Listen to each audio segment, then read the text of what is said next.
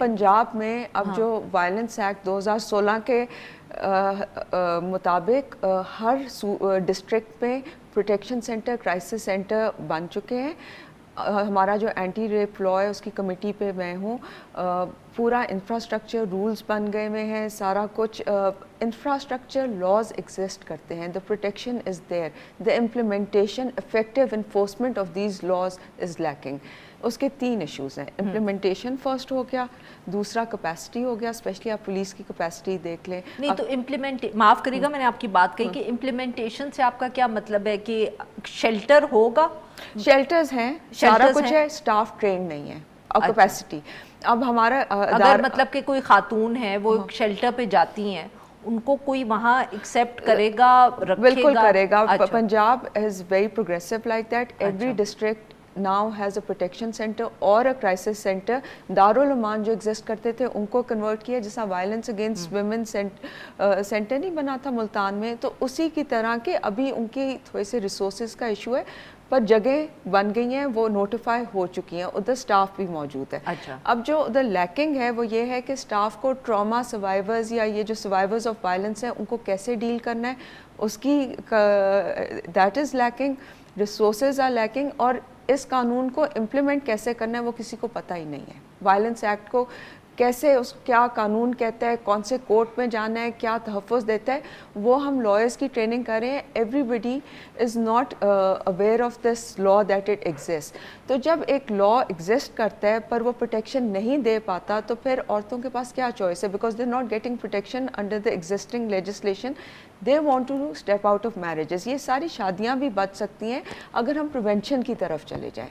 हम आइडेंटिफाई कर लें रिस्क पहले, और उसकी आइडेंटिफाई करने के बाद उसकी, इससे पहले कि वो फेटल हो जाए। सही। हाँ, कि जब पहले ही रोक लें। आप देखें कि सारी जो हमारी स्टेट मशीनरी और सिस्टम है वो एक्टिवेट हो गए in all these after these murders. Police जब औरत मर गई है तो फिर मीडिया का प्रेशर भी होता है, मुआशरे का भी होता है, तो फिर पुलिस एक्टिवेट हो गई है। वो जो अभी एक लड़की का रेप हुआ है पुलिस में, वो सुना है कि 70 पुलिस ऑफिसर्स को फारग कर दिया गया है। जी, वो जो बच्ची जो आप पंजाब के केस की जिक्र कर रही हैं। फिर 2 जो लड़कियों को अभी कस्टोडियल वायलेंस में मारा गया, एक को रेप किया गया, 2 को मार दिया गया। 2 जिनको चोरी में पकड़ा गया था और फिर उनकी वो अस्पताल पहुंची और पुलिस वो हैं तो स्टेट प्रोटेक्शन में ना, और कानून भी एग्जिस्ट करता है उनको प्रोटेक्ट करने के लिए, इन्फोर्स नहीं हो रहा ना, तो यही है। अब जो बाप एक वीडियो रिकॉर्डिंग के बाद अपनी बेटी को लेकर गया और उसने उसको मार दिया, या खामन जो हिना जावेद वाला जिसने मार दिया, these are the places of protection for women. You don't expect कि इधर से ही मार दिया जाएगा, इधर से ही जुल्म होएगा, इधर से ही तशद्दुद होएगा। तो most of the violence comes from home within house, which is treated as a private matter.